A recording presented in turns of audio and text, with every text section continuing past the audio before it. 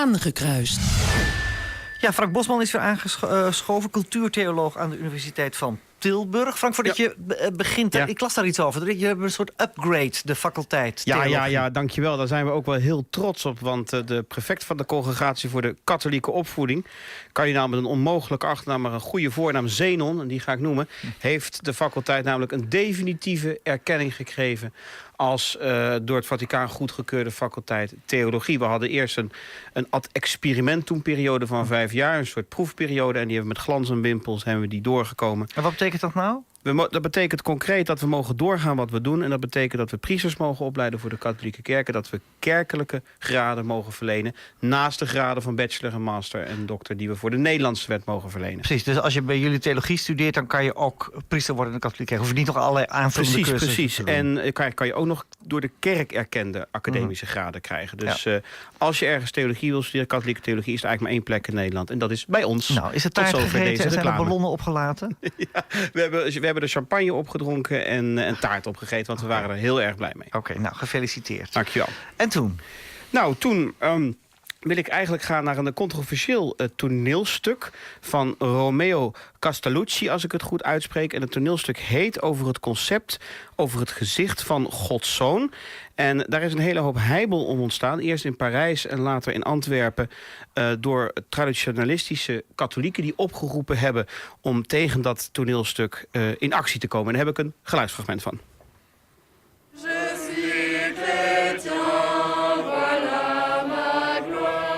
Grande marche de prière, mais aussi de protestation pour près de 1500 chrétiens venus du Grand Ouest. À l'outrage public, ils répondent par l'indignation.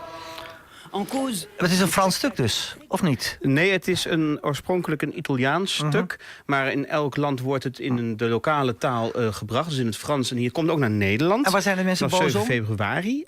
Ze zijn boos omdat het een kritisch toneelstuk is over de mens die geconfronteerd wordt met zijn eigen eindigheid. Dus er is een jongen die zijn incontinente vader moet verzorgen. En uiteindelijk uit bittere ellende en onmacht zijn vader met zijn poep bestrijkt. Dus het is niet zo heel erg gezellig.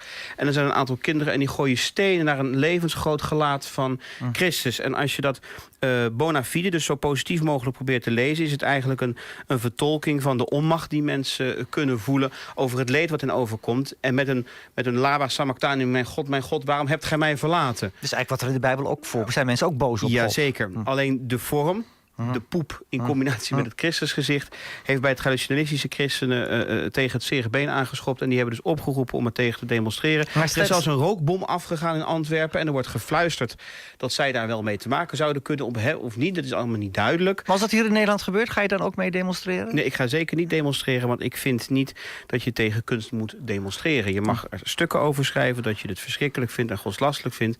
Maar we gaan niet tegen de vrijheid van meningsuiting demonstreren. Oké.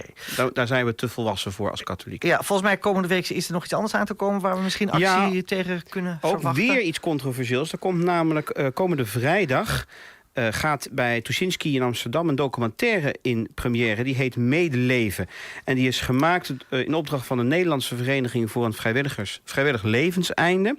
En dat zijn 5 portretten van mensen die klaar zijn met hun leven. Niet omdat ze heel erg ziek zijn of dat het geestelijk niet goed gaat, maar gewoon het leven is af. En één daarvan is de heer Pieter Jiskoot, een 51-jarige man. En die heeft dus in Antwerpen bij allerlei apotheken een medicijnencocktail bij elkaar weten te liegen.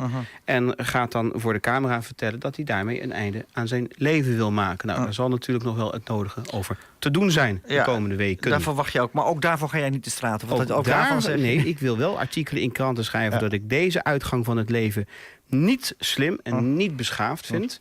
Maar we gaan er niet voor op de straat. Want die fase hebben wij als katholieken, denk ik, gelukkig lang achter ons gelaten. Oké. Nog iets anders. Ja, dan hebben we Andrew Lloyd Webber. Oh ja, op zoek naar Jezus. Die is op zoek naar Jezus. De beroemde componist van allerlei musicals als Evita en The Phantom of the Opera en Jesus Christ Superstar. Hij is op zoek naar Jozef gehad en hij is op zoek naar Evita geweest. En nou gaan we op zoek naar Jezus. En Tim Rice, zijn tekstschrijver, die is helemaal niet zo blij met het idee van Webber. En die zegt, ik wil naar iedereen op zoek gaan, maar niet naar Jezus. Want dadelijk word je geconfronteerd met iemand die dus auditie doet voor Jezus. En dan moet je zeggen, ik vind jou Jezus of ik vind jou niet Jezus. En allebei, en dat snap ik, daar zit een soort pieteitsgevoel achter van dat zeg je niet. Ja. Toch was dat lastig, want ik had het ook toen ik het las. Ja. Hè? Maar toch vind ik het heel moeilijk om onder woorden te brengen. Wat is dat nou precies? Want je zoekt gewoon een hoofdrol in die musical Jesus Christ Superstar. Ja. Nou, dat kan je toch gewoon net als Zorro en Evita kan je toch gewoon doen? Ja, kijk, dat je auditie moet doen om de beste acteur uit te halen voor die rol, ben ik het mee eens. Want dat moet ook. Maar dat je dat dan en plein publiek met een miljoenen publiek op de tv erbij iemand gaat aanwijzen, bijna als gij zijt de nieuwe Messias. Daar moet je toch ook wel als katholiek en als christen genoeg feeling voor hebben dat dat misschien nou net niet het meest slimme manier is. Ja. Nou, Dus ik kan me die gevoeligheid probleem, kan ik me voorstellen, maar ook hiervoor ga je niet de straat op. Nee.